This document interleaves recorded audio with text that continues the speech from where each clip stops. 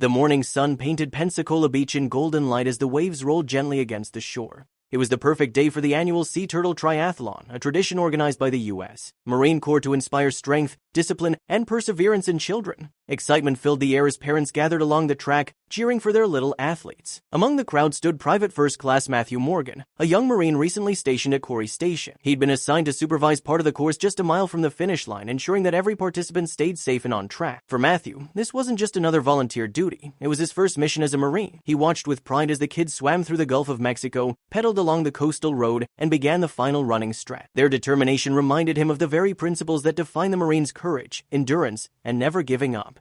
But as laughter and cheers filled the air, Matthew noticed something unusual. In a sea of joyful faces, one couple stood out, a mother and father, anxious and pale, eyes scanning the course.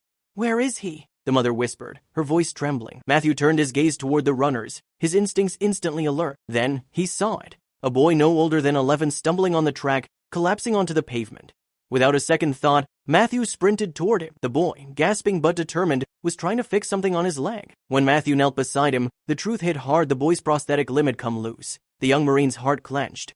"Hey, buddy, you okay?" he asked gently. The boy looked up, his face pale but resolute. "I'm fine, I just need to finish," he said, trying to tighten the screw on his artificial leg.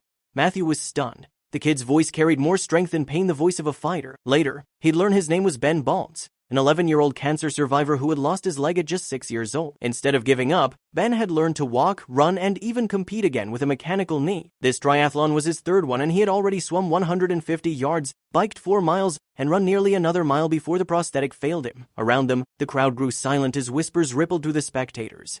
Ben's mother, Kim, stood frozen near the sidelines, her heart in her throat. "It's only a mile," she murmured desperately. "Where is he?" Matthew knew Ben wouldn't quit. The boy's trembling hands tried to fix the leg, but the screw was too worn out. The Marine made a decision, one that would soon move the entire crowd to tears. He crouched down beside Ben and said, "You've already proven yourself, champ. Let's finish this together." Ben hesitated, embarrassed. "No, I can do it. I have to finish." But Matthew shook his head and offered his arm. "You already did. Now let's show everyone what real strength looks like."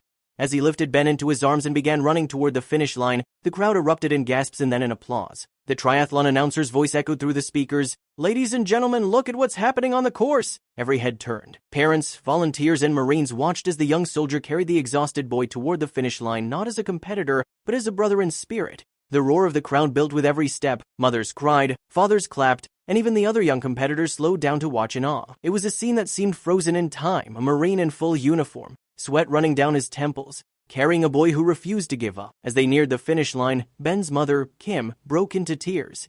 She ran forward, her voice trembling as she called out her son's name.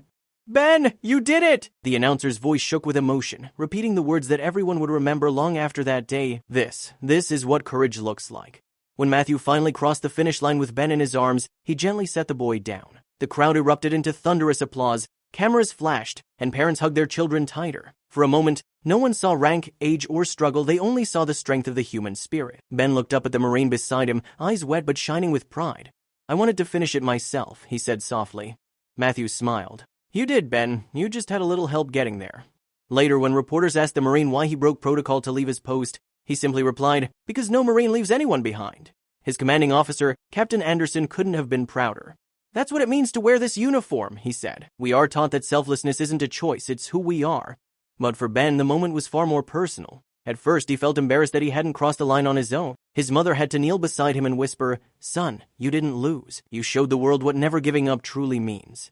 And slowly, as he saw how people cheered not out of pity but admiration, his shame turned into quiet pride. In the following weeks, the story spread far beyond Florida. News outlets and social media users shared the image of Private First Class Matthew Morgan carrying Ben across the finish line, a single photograph that captured pure humanity. Messages poured in from people around the world, calling Ben a fighter and Morgan a hero. But Morgan refused the title. "He's the real hero," he said, pointing to Ben. "He fought cancer and came back stronger. I just gave him a lift."